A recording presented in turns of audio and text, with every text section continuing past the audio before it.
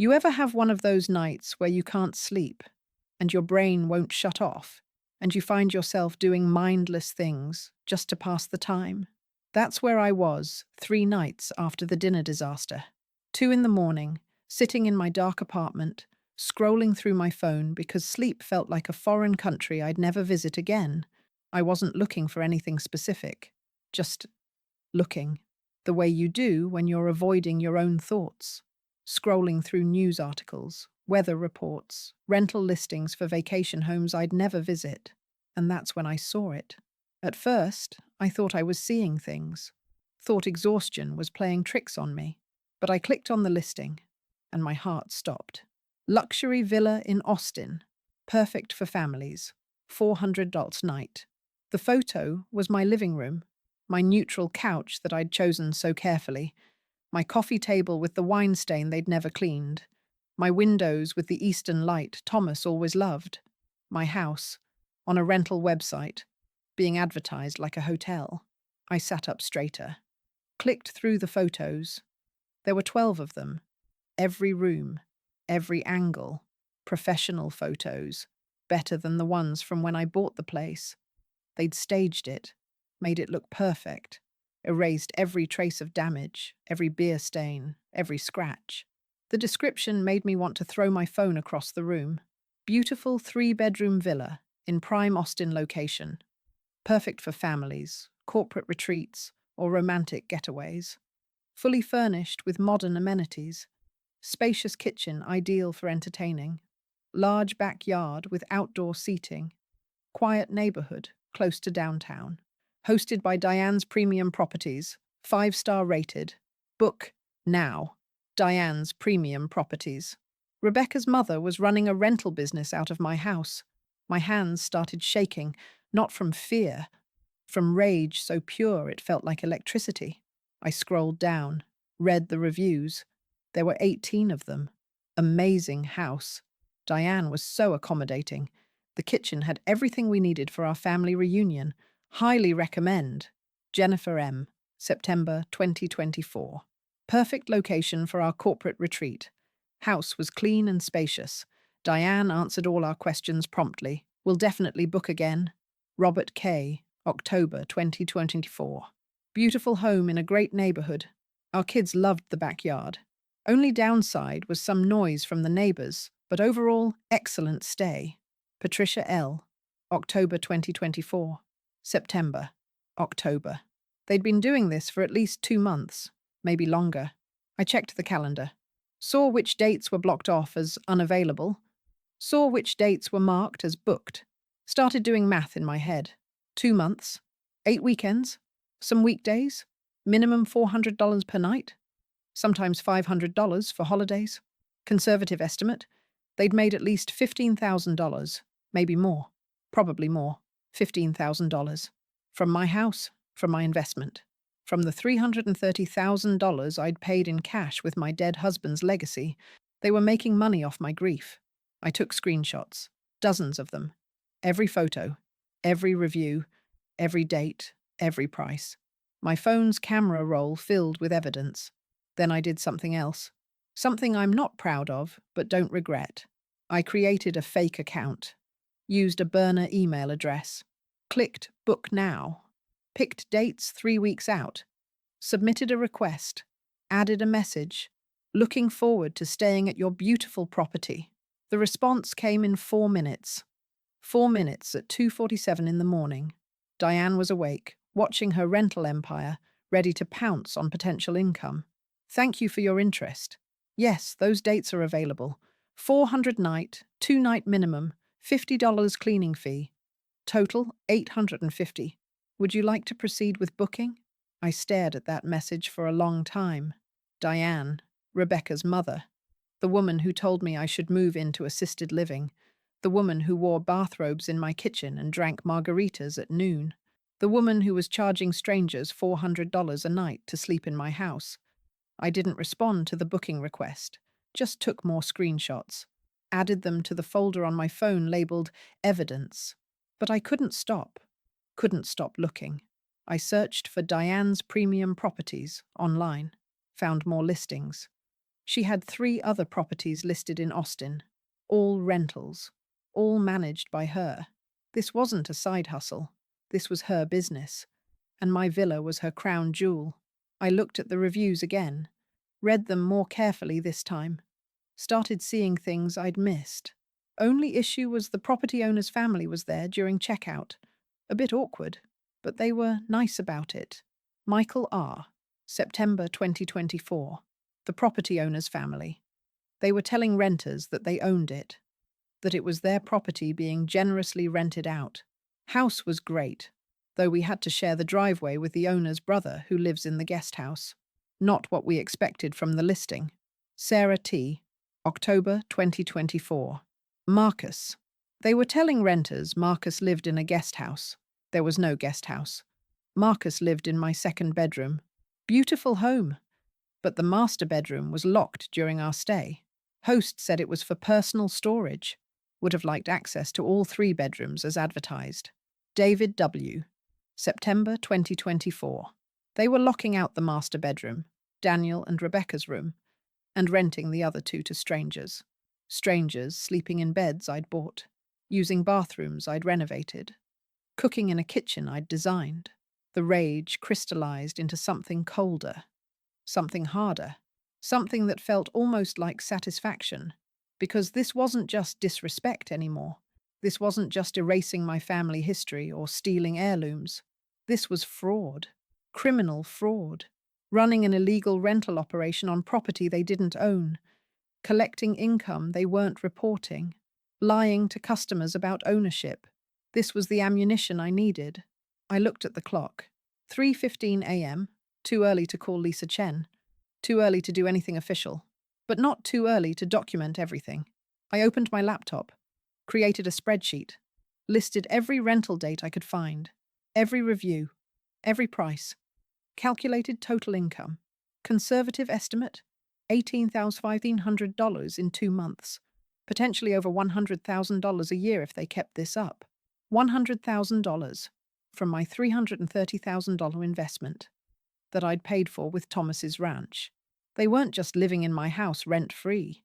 They were profiting from it, building a business on my foundation, getting rich off my sacrifice. And Daniel? Did Daniel know? The question burned in my mind like acid. Did my son know his wife's family was running a rental scam out of the house I'd given him? I thought about the phone calls, the excuses. Rebecca's family is helping with expenses. What expenses? They weren't paying a mortgage. I paid the property taxes from escrow. What expenses were they covering? Rental income expenses, cleaning fees, photography, listing fees. They were running a business and calling it helping with expenses. I thought about the times I'd called and no one answered. The times Daniel said they were busy. Were they busy hosting strangers? Busy cleaning up after renters? Busy counting money they'd made from my property? The sun came up, and I was still sitting at my laptop, staring at the spreadsheet. My apartment filled with grey morning light. My neighbours started their day, showers running, doors slamming, the woman upstairs with her terrible taste in morning television. I made coffee, strong and black, the way Thomas used to drink it, sat at my small table with the spreadsheet printed out, highlighted, annotated. At 8 a.m., I called Lisa Chen. "Mrs. Collins?" She sounded surprised. "Is everything all right?" "No," I said calmly. "Everything is not all right. I need to see you today, as soon as possible. I have an opening at 10. I'll be there," I said firmly. I hung up, showered, dressed in my best clothes, the navy pantsuit I'd bought for Thomas's funeral and worn exactly twice since. I wanted to look serious, professional, like someone who meant business. I gathered my evidence, printed everything, put it in a folder, added my original documentation, the deed, the purchase receipts, my notebook of visits, the photos of damage. At 9:45, I walked into Lisa Chen's office carrying a folder thick enough to be a novel. Her secretary tried to make small talk. I nodded politely but said nothing. I was done with small talk, done with politeness, done with being the nice old woman who didn't make waves. Lisa saw me at exactly 10 o'clock, took one look at my face and closed her office door. "What happened?" she asked. I opened the folder, slid the rental listing screenshots across her desk, watched her face change as she understood what she was seeing. "They're running a rental operation," I said without emotion. "Out of my house, without my permission, charging $400 per night, making thousands of dollars, lying to renters about ownership. This is fraud." Lisa picked up the papers, read through them carefully. Her expression went from surprise to anger to something that looked almost like excitement, the expression of a lawyer who just got handed a winning case. "This is good," she said quietly. "This is very good." "Good?" I asked. "For your case," she clarified. "This isn't just squatting anymore. This is commercial use of residential property without owner consent. This is fraud. This is tax evasion. I guarantee they're not reporting this income. This is breach of zoning laws. Residential properties can't be used as short-term rentals without permits in most Austin neighborhoods. Mrs. Collins, they've handed us everything we need." She started typing on her computer, searching, finding. "Your property is in a residential-only zone. Short-term rentals are prohibited without special permits. Did they get permits?" "I don't know," I said calmly. "They didn't," Lisa said, still typing. "No permits filed for 847 Maple Street, which means every rental is illegal. Every dollar they made is illegal income." She turned her screen to show me. City records, zoning laws, clear as day. No short-term rentals allowed without permits. Fines up to $1,000 per day for violations. "How many days have they been renting?" she asked. I looked at my spreadsheet. "At least 60 days over the past 2 months. Maybe more I haven't found." "That's $60,000 in potential fines," Lisa said, plus back taxes on unreported income, plus restitution to you for unauthorized use of your property, plus damages, plus legal fees. Mrs. Collins, by the time we're done, they'll owe more than the house is worth." I sat back in my chair. Let that sink in. They'd thought they were clever, thought they'd found a loophole, a way to profit from my generosity while pushing me toward a nursing home. They'd made a mistake, a big one, the kind that ruins lives. "What do we do?" I asked quietly but powerfully. "First, we file a complaint with the city about illegal rental operations. That starts the investigation and the fines. Second, we send a cease and desist letter to Diane about the rental business. Third, we prepare eviction paperwork for everyone except Daniel and Rebecca. They have implied permission, but her extended family doesn't. Fourth, we file a civil suit for damages, theft, and unauthorized commercial use of property." She looked at me over her glasses. "This is going to get ugly, Mrs. Collins. This is going to destroy relationships. Are you prepared for that?" I thought about the dinner, the retirement home suggestion, the missing heirlooms, the erasure of my history, my son's silence when I needed him most. "I'm prepared," I said firmly. "Then we move forward," Lisa said. "I'll have everything ready by end of week. We'll serve them next Monday. Hit them all at once. City complaint, cease and desist, eviction notices. They won't know what happened until it's too late to stop it." I nodded, stood up, shook her hand. "One more thing," I said at the door. "I want to know if my son knew about this, about the rental operation." "We'll find out," Lisa said. "When we depose them, we'll ask, under oath. He'll have to tell the truth." I left her office feeling something strange, not happy. I wasn't capable of happy anymore, but something close to it. Something that felt like justice putting on its shoes and getting ready to walk. I drove back to my apartment, sat in my car for a few minutes before going inside, stared at the steering wheel and thought about what came next. In 6 days, everything would change. In 6 days, Rebecca's family would learn that you can't steal from someone just because they're old and kind and patient. In 6 days, my son would learn that his mother wasn't the weak, confused woman they'd all decided I was. But first, I needed to know one thing. I needed to know if Daniel was complicit, if he knew about the rental scam. If my son had betrayed me completely, or if he was just a fool married to a criminal. There was only one way to find out. I pulled out my phone, called Daniel. It went to voicemail. Called again. Voicemail again. So I texted, "We need to talk. In person. Today. It's urgent." He responded an hour later. "Can't today. Slammed at work. What's wrong?" What's wrong? Where did I even start? I typed, "I found something. Something about the house. I need to show you. Please." 3 dots appeared. Disappeared. Appeared again. Finally. Fine. Coffee shop near hospital. 7 p.m. Only have 30 minutes. 30 minutes. He was giving me 30 minutes of his time, but it was enough. Enough to look him in the eye and ask the question that would determine everything. "Did you know?" The coffee shop was one of those places designed for medical staff, open 24 hours, coffee strong enough to wake the dead, sandwiches wrapped in plastic that would survive a nuclear winter. I got there 15 minutes early, ordered black coffee I didn't want, sat at a table in the back where we could talk without being overheard. Daniel arrived at 7:07, still in scrubs, hair messy, dark circles under his eyes that made him look older than 38. He was killing himself at that hospital. Killing himself to provide for a wife whose family was getting rich off my property while he worked double shifts. "Mum," he said, sitting down heavily. "What's so urgent?" "Your text sounded serious." I pulled out my phone. No preamble, no small talk. Just turned it to face him and showed him the rental listing. His face went through several changes. Confusion first, then recognition, then something that might have been shock, but could have been guilt. I watched carefully. Watched for the tells I'd learned when he was 16 and lying about sneaking out with friends. "What is this?" he asked quietly. "Your house," I said calmly. "Being rented on Airbnb for $400 a night? By Rebecca's mother? Diane's Premium Properties. Ring any bells?"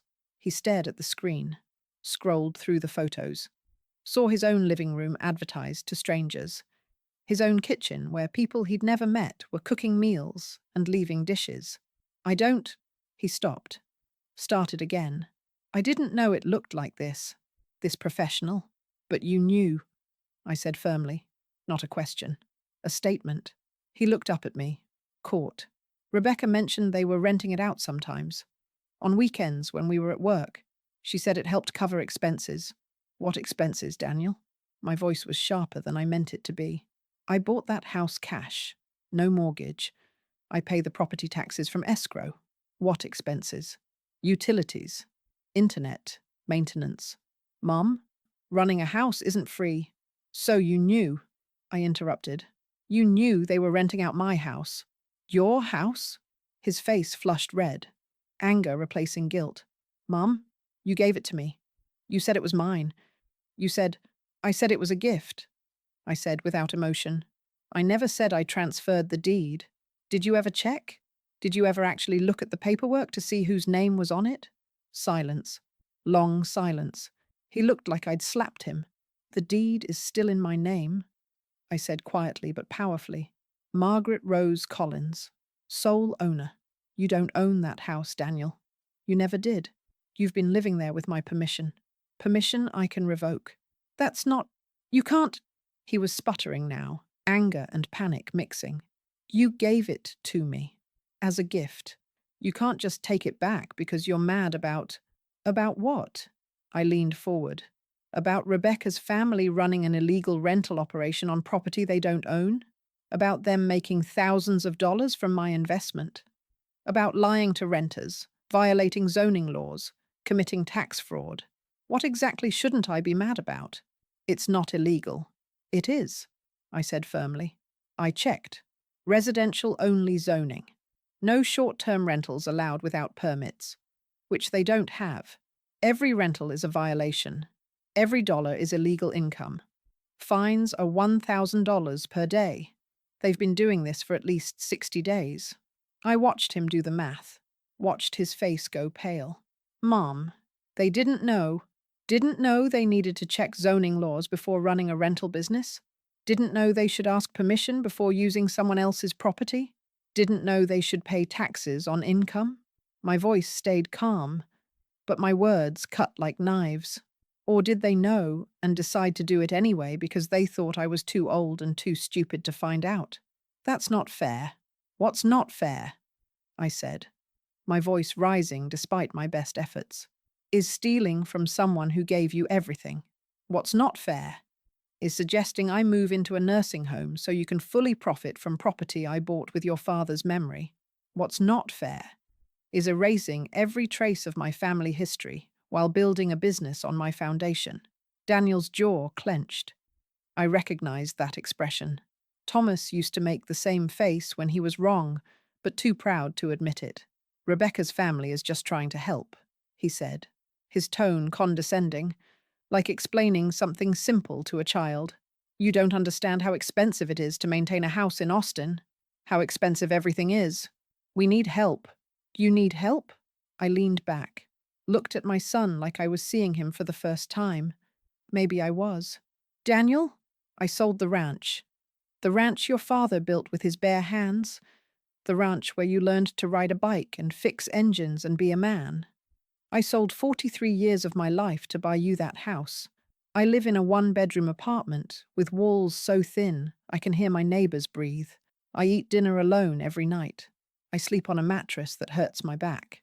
I gave up everything so you could have better. And you're telling me you need help from Rebecca's family. You didn't have to sell the ranch, he said, his cold voice cutting. That was your choice. Those words hung in the air between us like poison gas. You didn't have to. Like my sacrifice was optional. Like I could have just let him struggle. Like a mother watching her child suffer was a reasonable alternative. You're right, I said quietly but powerfully. I didn't have to. I chose to. Because I loved you. Because I thought I was raising a man who would honor that sacrifice. Who would protect it. Who would at least have the decency not to let strangers profit from it. This is about Rebecca, Daniel said, his voice sharp as a knife. This has always been about Rebecca. You never liked her. Never gave her a chance. I gave her a $330,000 house, I said, my voice finally breaking. I gave her my mother's china that she donated. I gave her my mother's silverware that she wanted me to take back. I gave her a home, and she turned it into a hotel. What more should I have given her, Daniel? My dignity, my self-respect. How much is enough? She's my wife, he said, standing up. She's my family, and I will always choose her over. He stopped. But we both knew how that sentence ended. Over you. He would always choose her over me.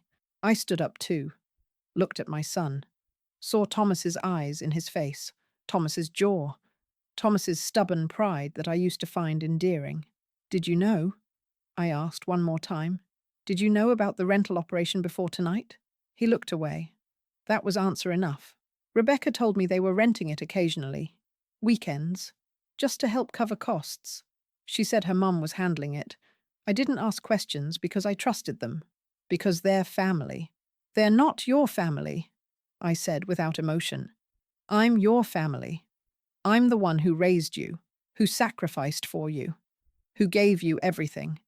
And you trusted them over me. Because you're jealous, he said, his tone condescending, finally saying what he'd probably thought for months. You're jealous that I have Rebecca, and you're alone. That I have a full house, and you have an empty apartment. That I built a life that doesn't revolve around you. Each word was a nail in a coffin, sealing something that used to be alive. You think this is jealousy? I asked calmly. Daniel, I'm happy you found someone. I was happy you had a home. I was happy you were building a life. But you didn't build it. I built it, with your father's legacy, and Rebecca's family is tearing it down brick by brick while you work yourself to death and call it marriage. I'm done with this conversation, he said firmly. I'm done with you trying to control my life. Done with you hovering. Done with you making everything about what you sacrificed. I didn't ask you to sell the ranch. I didn't ask for the house. You gave it to me. And now you're mad it's not exactly what you wanted. He grabbed his coffee, started to walk away, then turned back. And Mum? About the deed still being in your name? That's just a technicality. You gave it to me as a gift.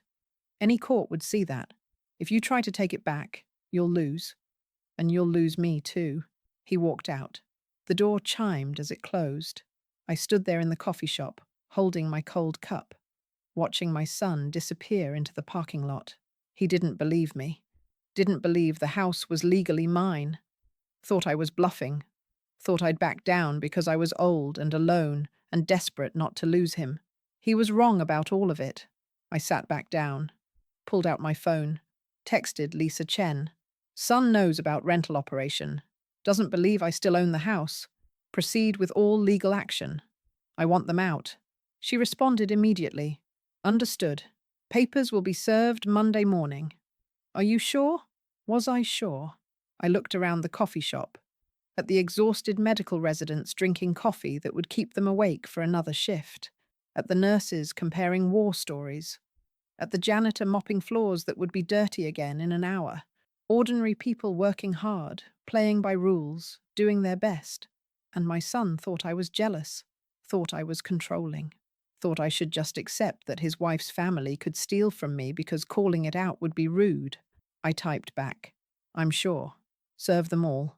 Maximum legal consequences." I finished my coffee, cold and bitter, like everything else in my life lately. Then I drove home. That night, I pulled out a box from my closet, the box I'd packed when I sold the ranch, full of photos, memories, things too painful to look at but too important to throw away. I found the photo I was looking for. Daniel at 8 years old, gap-toothed smile, holding up a math test with a big red A+ at the top. The test he'd cried over, thought he'd fail, that we'd worked through together with M&Ms and patience. I remembered what I told him that night. Sometimes the hardest thing and the right thing are the same thing, but you do it anyway. Because doing hard things is how you become someone you're proud of. I was doing a hard thing, maybe the hardest thing I'd ever done, taking back what was mine, facing my son's anger, accepting that he might hate me forever, but it was the right thing. And I was doing it anyway, because I'd raised him to be someone he could be proud of. And somewhere along the way, he'd forgotten, chosen comfort over character, chosen his wife's family over truth. Maybe losing the house would teach him what I couldn't, that gifts come from sacrifice, that sacrifice deserves honor, that some things are worth fighting for even when fighting costs you everything. Or maybe he'd hate me forever. Maybe this would be the final break, the last conversation, the end of us. But I'd rather be alone with my dignity than surrounded by people who saw me as a doormat. I put the photo back in the box, closed the lid, put it back in the closet. Then I pulled out my notebook, wrote one final entry before the storm hit. Saturday, November 19th. Coffee with Daniel. He knew about rental operation. Chose to defend Rebecca and her family over acknowledging the truth. Said I'm jealous and controlling. Said any court would see the house as his. He's wrong. About the house. About me. About everything. Legal action proceeds Monday. Whatever happens next, I won't apologize for taking back what's mine. I closed the notebook, turned off the lights, lay in bed staring at the ceiling. In 2 days, everything would change. In 2 days, Rebecca's family would wake up to eviction notices and city violations. In 2 days, my son would learn that his mother was serious. In 2 days, the war began. But tonight, I just lay there in the dark, grieving for the son I used to know, the boy who trusted me, who believed in me, who would have defended me instead of attacking me. That boy was gone, replaced by a man who thought love was weakness and boundaries were control. I cried that night. First time in months. Cried for Thomas, who wasn't there to tell me I was doing the right thing. Cried for Daniel, who I was about to lose. Cried for myself, because even winning this fight meant losing what mattered most. But when the sun came up on Sunday morning, I was done crying, done grieving, done being the victim. Monday was coming, and with it, justice. Cold, legal, absolute. Rebecca's family had made a mistake thinking I was powerless, thinking age meant weakness, thinking kindness meant stupidity. They were about to learn the difference between a doormat and a landmine. One you step on and nothing happens. The other you step on and your whole world explodes. I'd been a doormat for months. Patient, kind, silent. But doormats can be pulled up, rolled away, replaced with something harder. And starting Monday, they were going to find out that underneath the nice old woman who baked cookies and asked for nothing was a woman who knew exactly what she owned, exactly what they'd stolen, and exactly how to take it all back. Monday morning came like every Monday morning, grey, cold, indifferent. But this Monday was different. This Monday, I woke up at 5 a.m. without an alarm, dressed in my navy suit, and drove to Lisa Chen's office by 7. The documents were ready, sitting on her desk in neat manila folders. 3 of them, each one a different kind of destruction. "Coffee?" Lisa asked. "Please," I said calmly. She poured from a fancy machine that probably cost more than my monthly rent. The coffee was good. Better than good. The kind of coffee you drink before you ruin someone's life. "Walk me through it," I said firmly. Lisa opened the first folder. "This is the complaint to the City of Austin. Illegal short-term rental operation in a residential-only zone. No permits, no inspections. Multiple violations over at least 60 days. The city takes this seriously. Property values, neighborhood character, safety concerns. They'll send an inspector within 48 hours. Fines start at $1,000 per day per violation. Could be $60,000 or more by the time they're done investigating." She opened the second folder. "This is the cease and desist to Diane Hutchins regarding her rental operation. Demands immediate halt of all rental activities. Demands accounting of all income received. Warns of civil action for damages, theft, and fraud. Demands return of all stolen property, your heirlooms. If she doesn't comply within 10 days, we file a lawsuit for damages that could exceed $100,000. She opened the third folder. It was thicker. "These are eviction notices for Diane Hutchins, Marcus Hutchins, and Linda Brennan. They have 30 days to vacate the property. If they refuse, we go to court. With the evidence you've collected, the rental operation, the property damage, the theft, the judge will rule in your favor. Guaranteed." "And Daniel?" I asked without emotion. "Daniel and Rebecca aren't included in the eviction notice. Technically, they have implied permission to live there. But," Lisa pulled out another document. "This is a formal lease agreement, month to month. Rent set at fair market value, $3,500 per month. It gives you legal protection, establishes clear terms, and ensures they can't claim squatters' rights. They either sign it and pay rent, or they leave voluntarily. $3,500 a month. For the house I'd given them as a gift. That seems harsh," I said quietly but powerfully. Not because I disagreed, because I wanted to hear her reasoning. "It's fair," Lisa said firmly. "You own the property. They're living there. Either it's a gift, which means you formally transfer the deed, or it's a rental arrangement. There's no in-between. Right now, they're in legal limbo. This clarifies their status, protects you both. What if they refuse to sign? Then they're trespassing. Same as Diane and Marcus. You can evict them too." I thought about that. About Daniel's face when he got this lease agreement. About the rage. About the accusations. About him calling me controlling, jealous, vindictive. He'd be right. I was being vindictive. But vindication and vindictive share the same root for a reason. "Do it," I said calmly. "All of it." Lisa smiled. The smile of a lawyer who loves her job. "The process server will deliver everything this morning. City complaint gets filed at 9. Papers get served at the villa by noon. By tonight, they'll know you're serious. By next week, they'll know they've lost." "What should I expect?" I asked. "In terms of their reaction? Anger, denial, threats. They'll call you. Call Daniel. Try to negotiate. Beg. Threaten legal action of their own. They might claim elder abuse. Try to say you're mentally incompetent, that someone's manipulating you. Standard stuff when people realize they're cornered. Can they win? With those arguments? No, Lisa said confidently. You're clearly competent. You've been documenting everything for months. You have a paper trail showing careful, rational decision-making. And most importantly, you own the property. That's not in dispute. The deed is clear.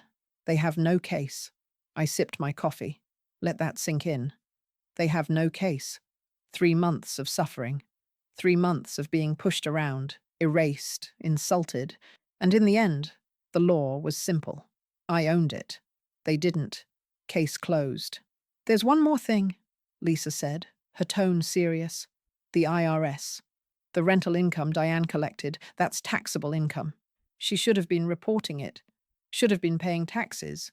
If she wasn't, she let that hang in the air. I know someone at the IRS. Might be worth making a phone call, just to let them know there's unreported income out there. They love that kind of tip. The IRS. The most feared 3 letters in America. Audits. Penalties. Potential criminal charges for tax evasion. Make the call, I said without emotion. Lisa nodded. Made a note. They'll investigate. Could take months. But if she's been doing this with multiple properties and not reporting income, she's looking at serious consequences. Fines, back taxes, possibly jail time. Jail time. Diane in an orange jumpsuit.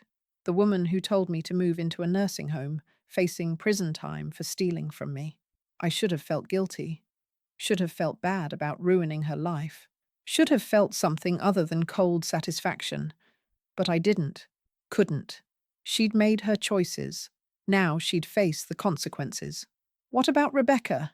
I asked. Is she liable too? Depends. If she knew about the rental income and didn't report it on her taxes, yes. If she can prove she didn't know, that her mother was handling everything, maybe not. But it'll be messy. Investigations, depositions, financial audits. Even if she's not charged, her life will be hell for a while. Good, I thought.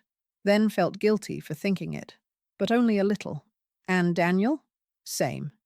If he knew and didn't report it, he's liable. Medical license could be at risk. Doctors can't have criminal records, especially for fraud. But again, if he can prove ignorance. I remembered Saturday night.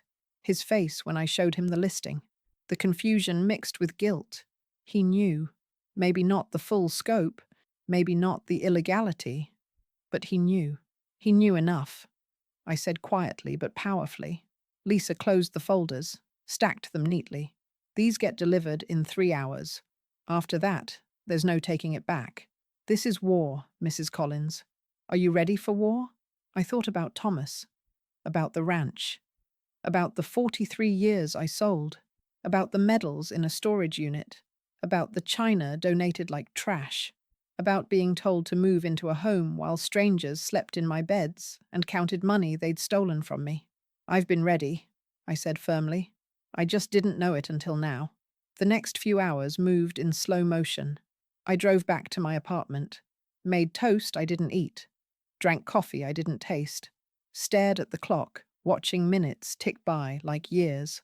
At 11:45, my phone rang. Unknown number. I let it ring. Voicemail notification popped up. I didn't listen to it. At 12:17, my phone rang again. Daniel this time. I stared at his name on the screen. Let it ring. Voicemail again. At 12:33, a text from Daniel. Mum, what the fuck did you do? No punctuation. No capitalization. Just raw rage in text form. I didn't respond. What was there to say? I did what I said I'd do. I took back what was mine. At 12:41, another text. You sent us eviction papers? Your own son? Not eviction papers. Not for him. But I didn't correct him. Let him be angry. Let him feel what I'd felt for months.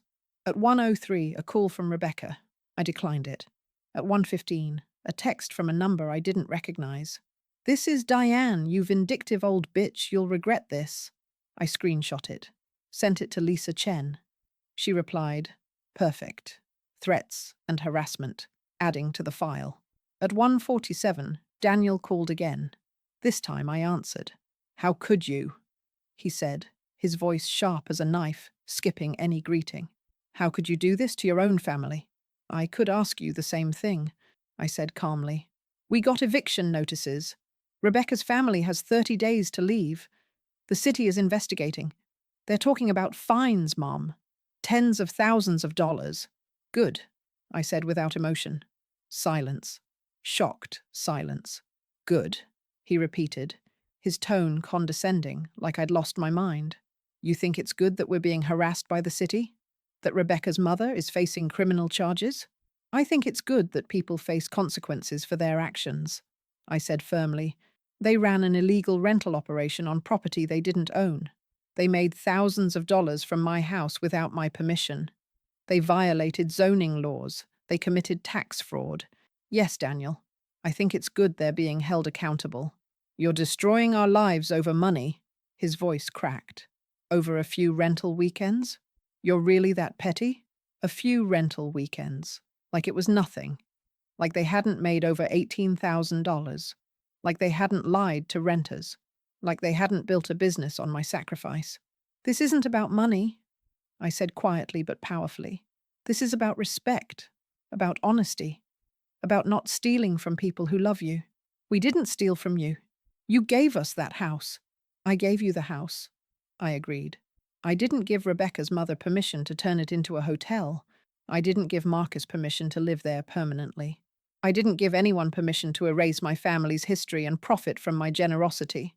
You're insane, he said, his cold voice cutting. You've lost your mind. Maybe Rebecca was right. Maybe you do need… Need what? I interrupted. A nursing home? Is that what you were going to say? That I need to be locked away because I won't let you steal from me? You're not being stolen from. God, Mom, you're so dramatic. Always the victim. Always the martyr. You gave us something and now you're punishing us for using it. Using it? I repeated. Is that what you call renting it to strangers for $400 a night? Using it? We needed the money. For what? I was shouting now. Couldn't help it. You're a doctor. You make good money. What do you need that's worth committing fraud? Rebecca's student loans, her credit card debt, her… He stopped, realized he was saying too much. Her what? I asked calmly. Her shopping addiction? Her expensive taste? Her family's complete inability to support themselves? Don't talk about her family like that. Why not? They're living in my house rent-free, making money off my property, stealing my heirlooms, telling me to move into a nursing home. What exactly should I be saying about them? This is about Rebecca, Daniel said, his voice dropping to something cold and hard. This has always been about Rebecca. You've never accepted her. Never accepted my marriage. You're using this house thing as an excuse to destroy my relationship. Daniel, I said without emotion, I'm not destroying anything. I'm taking back what's mine. If that destroys your relationship, maybe it wasn't as strong as you thought. The lease agreement, he said, changing tactics. $3,500 a month? You want us to pay you $3,500 a month to live in a house you gave us? It's fair market value.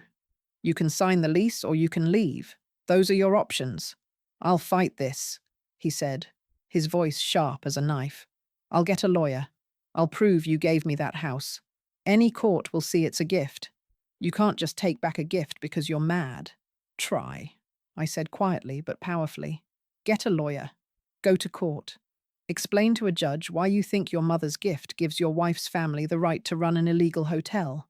Explain why you think making $18,000 in unreported income is acceptable. Explain why you think stealing heirlooms and suggesting she move into a nursing home is how you honor a gift. Please, Daniel. Try. Silence. Long silence. The sound of everything breaking. I'll never forgive you for this, he said finally. I know, I said calmly. I can live with that. He hung up. I sat holding the phone, staring at the blank screen. And something strange happened. I laughed.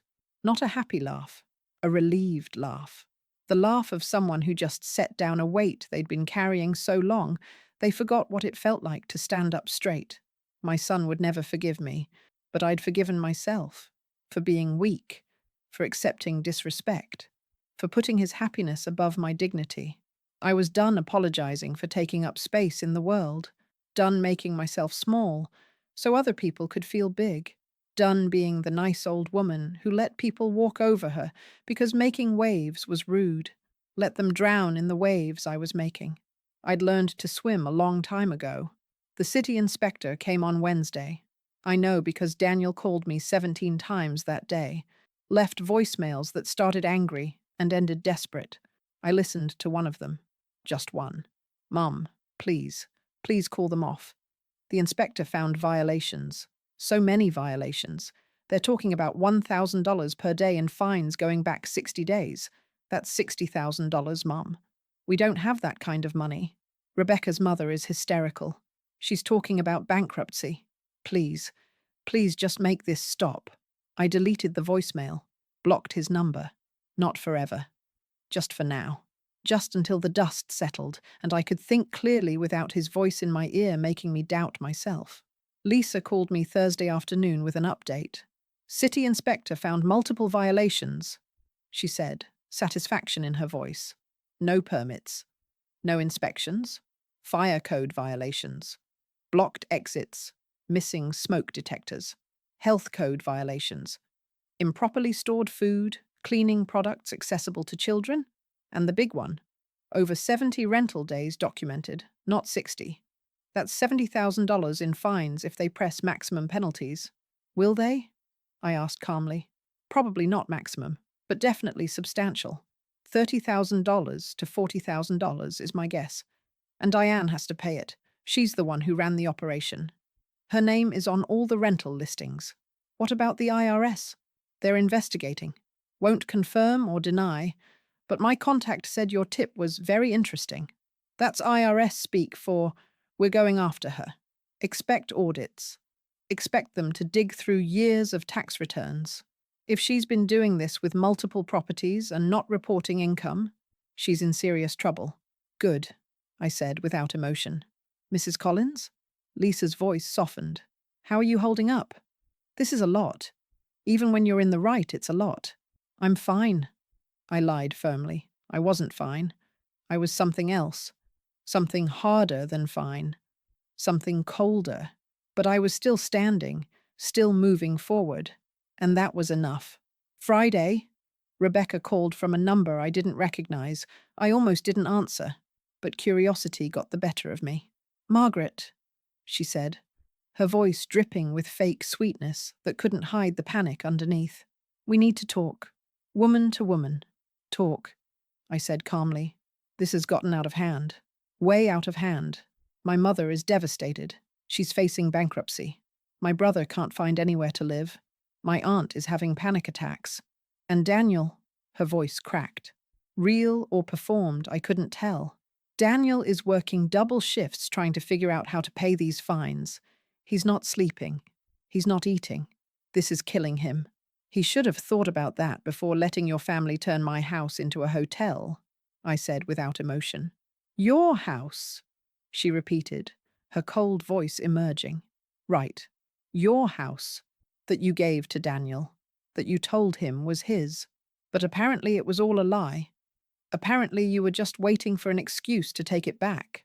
I don't need an excuse to take back what's mine, I said firmly. The deed is in my name. It never left my name. Daniel never owned that house. None of you did. That's a technicality. That's the law, I interrupted. And your family broke it. Multiple times. Repeatedly. Deliberately. My mother was just trying to help. Your mother was committing fraud, I said quietly but powerfully. She was making money off property she didn't own. She was violating zoning laws. She was evading taxes. Don't dress it up as helping. It was theft. Silence. Then, what do you want? Money? An apology? What will it take for you to drop this? I want you out, I said calmly. Your mother? Your brother? Your aunt? Out of my house within 30 days? I want accounting of every penny your mother made from the rental operation. I want my grandmother's china back. My mother's clock. My husband's war medals. Every single item your family stole from me. Stole? We donated those things. Without permission, I said firmly. Taking someone's property without permission is called theft, even if you donate it after. This is insane. You're insane. Maybe, I agreed. Or maybe I'm just done being nice to people who see niceness as weakness. Daniel will never forgive you, she said, her voice sharp as a knife. You know that, right? You're destroying your relationship with your son over property, over things. Is it worth it? The question hung in the air. Was it worth it? Losing my son, being alone, being hated. Was it worth it just to be right? Yes, I said without emotion, because he needs to learn that some things matter more than keeping the peace, like integrity, like honesty, like not letting people walk over you just because you love them. You're a bitter old woman, Rebecca said, her condescending tone clear now, the fake sweetness gone. You gave us something, and now you want to punish us for not being grateful enough, for not treating you like a queen? You're pathetic, and you're a thief, I said calmly. Who married my son for his prospects and his mother's generosity? Who let your family move in and take over because you saw an opportunity? Who suggested I move into a nursing home so you could have my house completely to yourselves? At least I'm honest about what I am. I hung up before she could respond. Blocked that number, too. That night, I couldn't sleep. Kept thinking about what Rebecca said. Bitter old woman. Pathetic. Destroying my relationship with my son over property. Was I bitter? Yes. Was I destroying my relationship? Maybe. But was I wrong? No, I wasn't wrong. And being right and alone was better than being wrong and surrounded by people who didn't respect me. Saturday evening, 1 week after I'd served the papers, Lisa called. They want to negotiate, she said. No, I replied immediately. Hear me out. Diane is offering to pay back all rental income. Return all heirlooms she still has. Move out immediately, this weekend, if you drop the city complaint and agree not to pursue further legal action. What about the IRS investigation? You can't drop that. It's out of your hands now. But she's hoping that if she can show good faith, returning money, returning property, it might help her case. I thought about it. About Diane packing her bags, defeated, humiliated, about getting my heirlooms back, about them being gone immediately instead of dragging this out for 30 days. What about Marcus and Aunt Linda? I asked. Gone this weekend, too. The whole family moves out. Daniel and Rebecca can stay if they sign the lease agreement and pay first and last month's rent up front. $7,000 total. And if they don't, then they leave too. You rent the property to strangers. Make it someone else's problem. What do you think I should do? I asked quietly but powerfully. Honestly? Lisa sighed. Take the deal. You get your house back. You get your stuff back. You get them out of your life. The IRS will still investigate Diane. That's not going away. She'll still face consequences. But this way, it's clean. It's over. You win without dragging it through courts for months. And Daniel? That's not my area, Lisa said gently. That's between you and your son. But from a legal standpoint, the lease agreement protects you. If he signs it, he's acknowledging you own the property. He's paying fair rent. You have documentation. It's clean. I sat in the dark of my apartment, thinking. This was it. The moment I'd been building toward for months. The moment where I either took the settlement or pushed for total destruction. I'll take the deal, I said calmly, on one condition. What's that? I want to be there when they move out. I want to see it. I want them to hand me the keys in person. Lisa laughed. Actually laughed. That's cold, Mrs. Collins. That's justice, I corrected. The moving day was set for Thursday, 1 week away. Lisa handled the negotiations. Diane agreed to everything. Return of all rental income, 18,247 livres, 32 to be exact. Return of all heirlooms still in her possession, immediate vacation of the property, and a written apology. The written apology was my addition. Lisa fought it at first, said it was petty. I didn't care. I wanted it in writing, wanted proof that they admitted what they'd done. Diane wrote 3 drafts before I accepted one.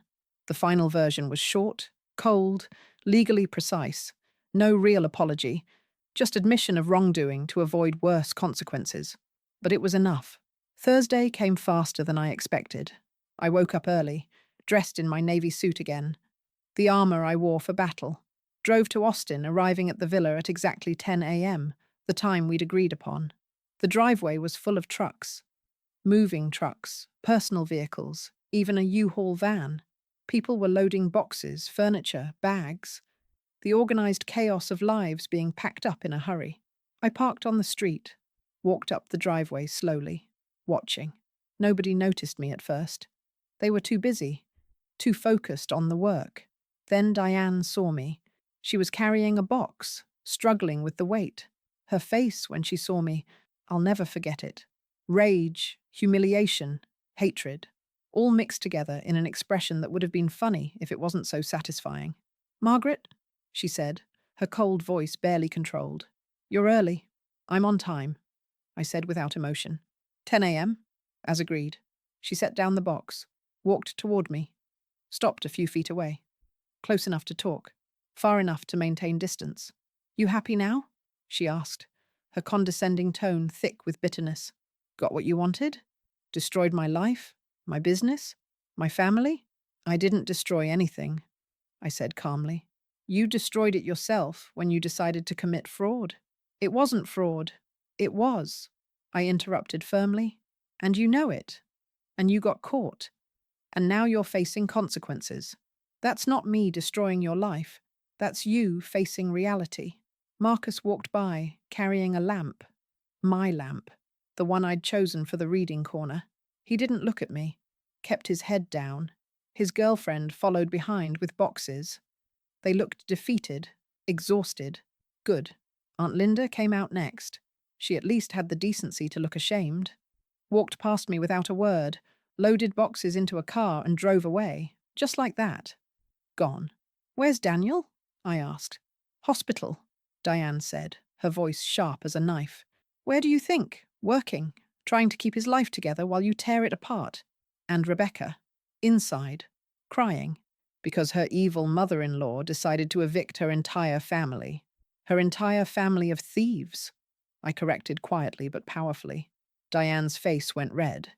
"You self-righteous. Careful," I said calmly. "Anything you say can be used against you. My lawyer's very good at documentation." She bit back whatever she was going to say, turned, walked back to the truck, started loading boxes with more force than necessary. I walked to the front door, used my key, stepped inside my house for the first time in weeks. It looked different, emptier. They'd taken most of the furniture, their stuff, things they'd bought and brought in. What remained was my original furniture, scratched and stained and damaged. But mine. The walls were still painted wrong colors. The floors were still scratched. But it was empty of them. Empty of their chaos and their disrespect and their presence. It felt like the house could breathe again. Rebecca came down the stairs, eyes red, face puffy. She looked terrible. Looked like she'd been crying for days. "Margaret," she said, her fake sweetness gone completely, just raw emotion left. "Please, please don't do this. We'll pay you back. We'll fix everything. Just please let us stay. Daniel needs this house, needs stability. He's falling apart." "He should have thought about that before," I said without emotion. "Before what? Before trusting his wife? Before believing my family was helping? He didn't do anything wrong. He knew," I said firmly. "He knew about the rental operation. He knew your family was living here permanently. He knew, and he chose to let it happen. That's doing something wrong.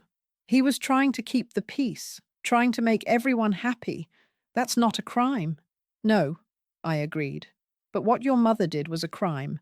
And what you all did, erasing my family, stealing my heirlooms, suggesting I move into a nursing home, that wasn't trying to keep the peace. That was trying to get rid of me." Rebecca started crying harder. Real tears, real anguish. Part of me felt bad. Part of me wanted to comfort her. Say it was okay. Take it all back. But the bigger part remembered. Remembered the disrespect, the dismissals, the erasure, and stayed firm. "The lease agreement," I said quietly but powerfully.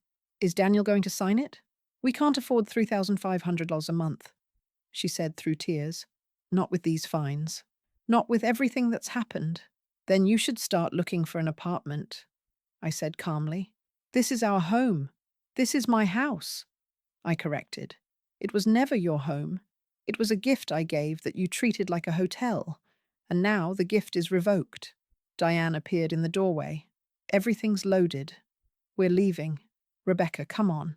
Rebecca looked at me one more time, pleading, desperate, hoping I'd change my mind at the last second. I didn't. She walked past me, out the door, got in a car with her mother. The engine started. They drove away. Just like that. Marcus left next. Then the moving trucks. One by one, they all disappeared, until it was just me, standing in the empty house, listening to silence. I walked through every room, saw the damage, saw what they'd left behind. Trash in corners, stains on carpet, holes in walls where they'd hung things without permission. It would cost money to fix, time to restore, energy to make it mine again. But it was mine. Finally. Completely. Mine. I stood in the kitchen, my kitchen, and pulled out my phone, called Lisa. It's done, I said firmly. They're gone. How do you feel? She asked. I thought about it, tried to find the right word, tried to identify the emotions swirling in my chest. Free, I said finally. I feel free. The villa sat empty for 2 weeks while I decided what to do with it. Part of me wanted to sell it, wash my hands of the whole situation, take the money and move on. But another part, the stubborn part that sounded like Thomas, said no, said that selling would be letting them win, letting them drive me away from something I'd built. So I kept it, but I did it smart this time. Legal. Protected. I hired a property management company, real one with licenses and insurance and lawyers. They handled everything, finding tenants, collecting rent, maintenance, all of it. I didn't have to lift a finger, just collected a check every month that paid my apartment rent 3 times over.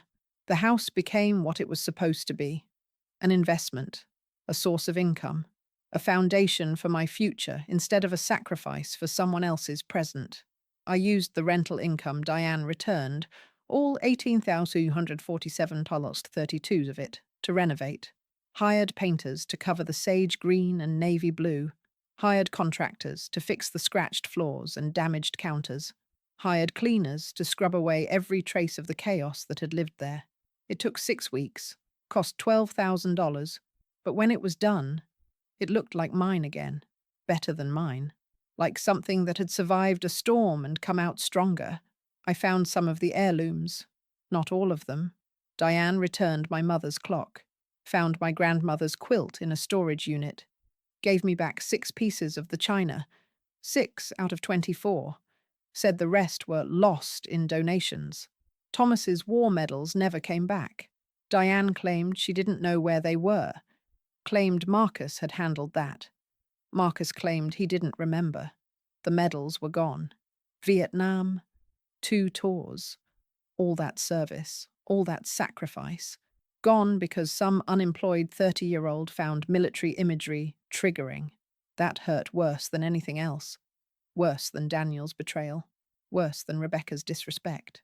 Those medals were Thomas, were his history, his courage, his story, and they were gone forever. I reported them stolen, filed a police report. Nothing would come of it, I knew that. But I wanted it documented.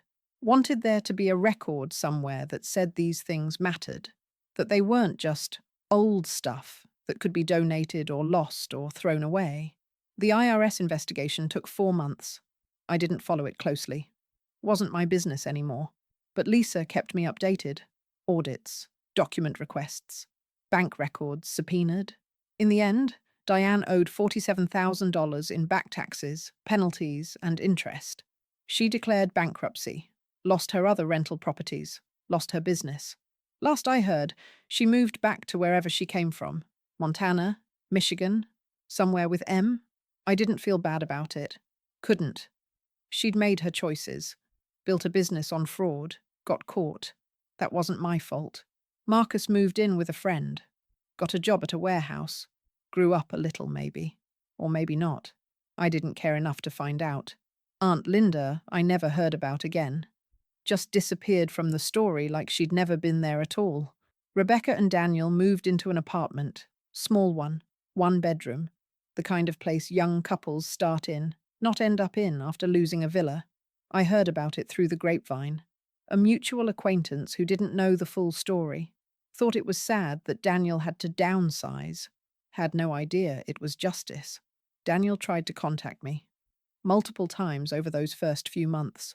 Calls, texts, emails, even showed up at my apartment once, but I pretended I wasn't home. I wasn't ready. Didn't know if I'd ever be ready. 6 months after the eviction, he sent a letter. Actual letter. Handwritten. In the mail.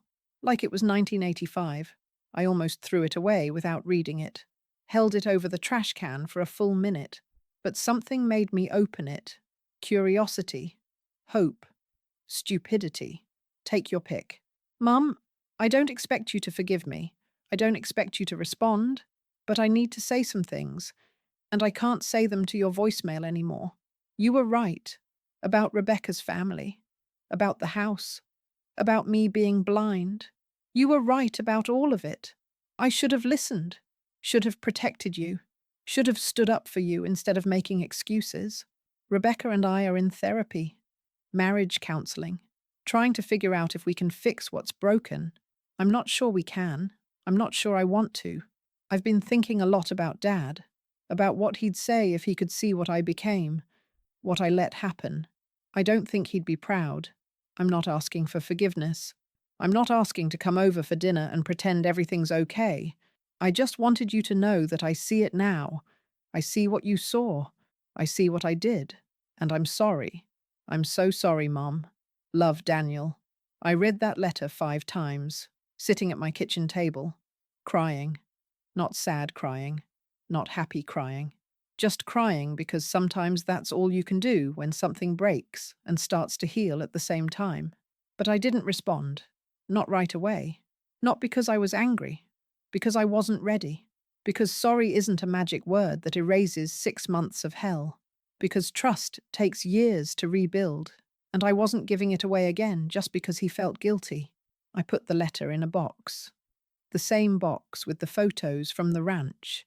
Someday I'd look at it again. Someday I'd be ready to talk. But not today.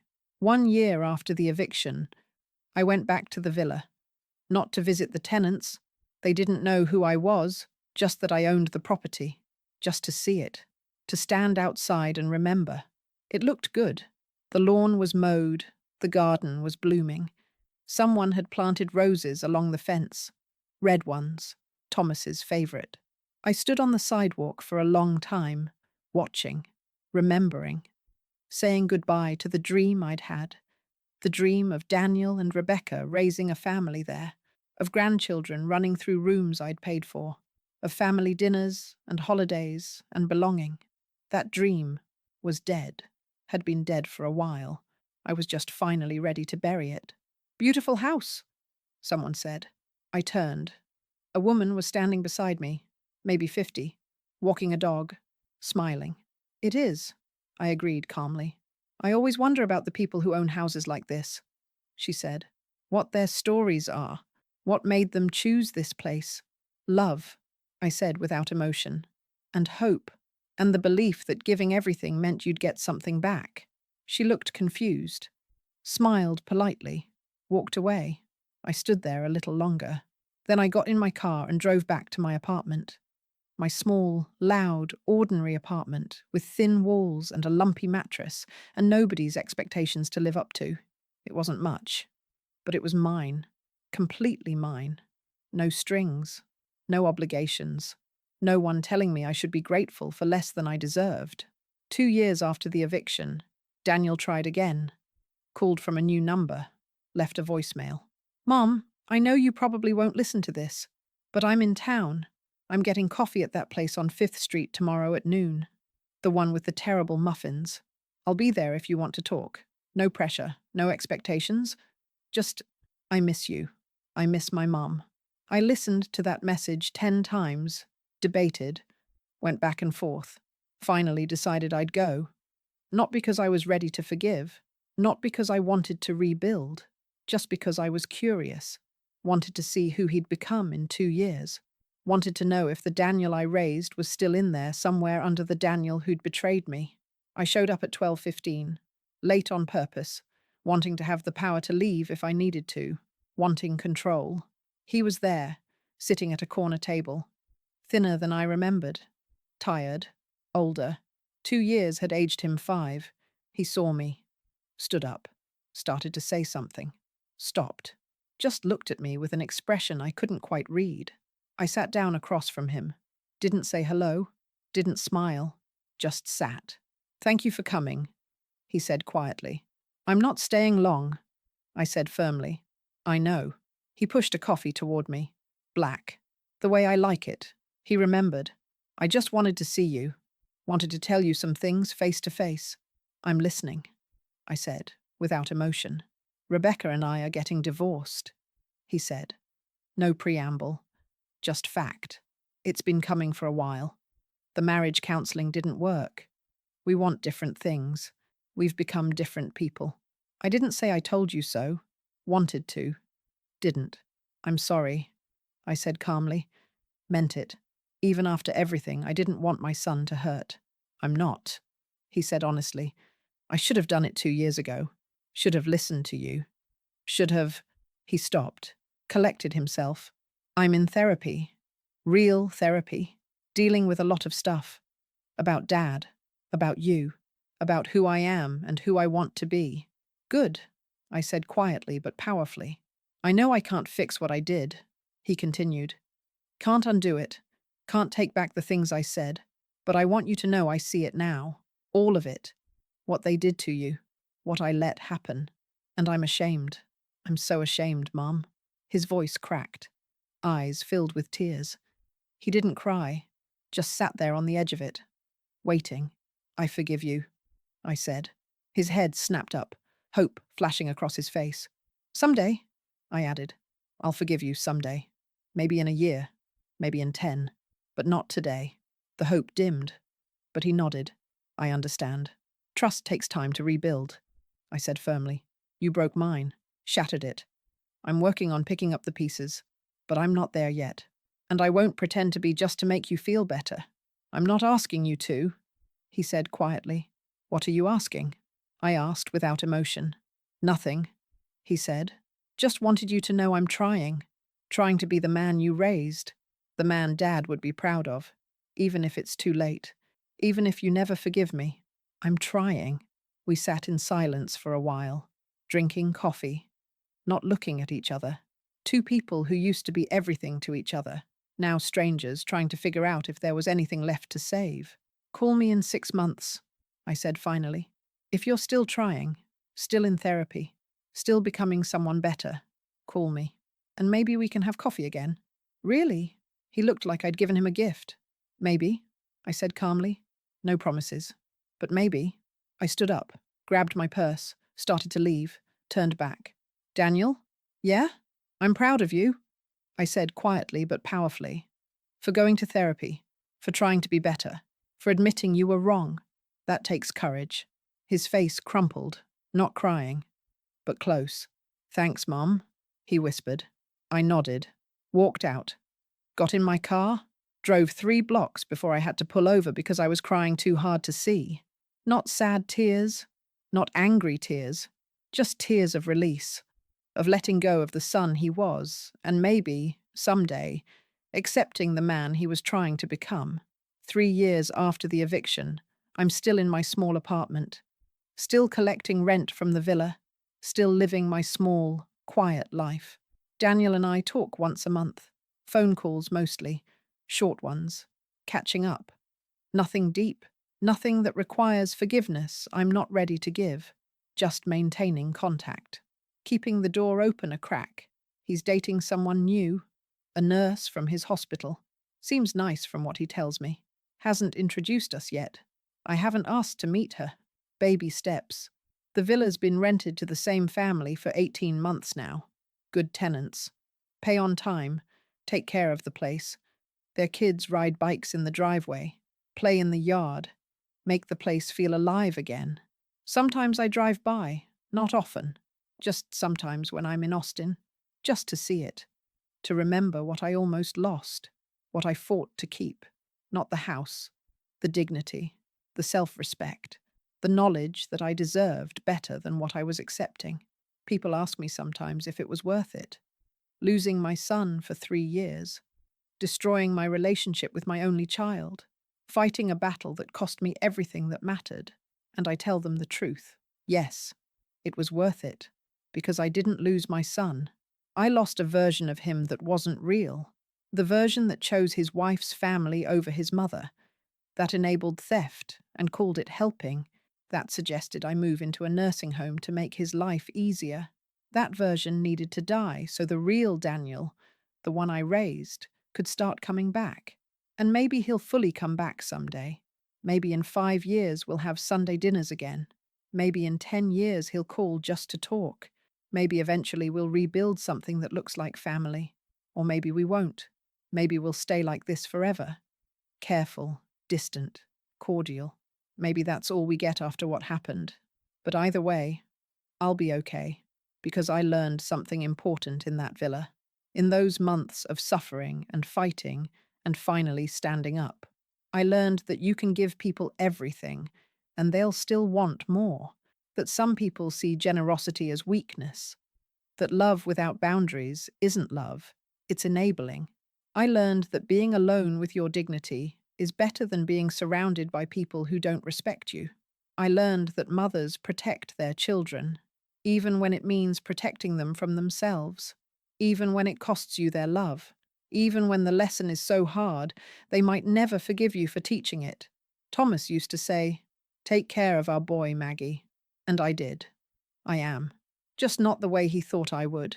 Not by giving and sacrificing and disappearing, by standing firm, by demanding respect, by showing Daniel that gifts come from sacrifice, that sacrifice deserves honor, that some things are worth fighting for, even when fighting costs you everything. He's learning, slowly, through therapy and divorce and 2 years of distance and work. He's learning what I tried to teach him for 38 years, but he couldn't hear until he lost it. That family isn't just blood. It's respect. It's loyalty. It's choosing someone even when choosing them is hard. And until he learns that, really learns it, deep in his bones where it counts, we'll keep our distance. Because I love him. I'll always love him. But I love myself more now. Enough not to accept less than I deserve. Enough not to apologize for taking up space in the world. Enough not to set myself on fire to keep other people warm. I gave him a villa. He gave me a lesson. Some prices are worth paying, and I'd pay this one again, every time, without hesitation. Because at the end of the day, when I'm alone in my small apartment with my lumpy mattress and my thin walls and my freedom, I can look at myself in the mirror and like what I see. A woman who stood up, who fought back, who took back what was hers, who refused to be erased, who demanded respect even when demanding it cost her everything. That woman is worth more than any villa, more than any relationship, more than keeping the peace at the cost of her soul. That woman is someone I'm proud to be, and someday, maybe, my son will be proud of her too. But even if he's not, I am, and that's enough.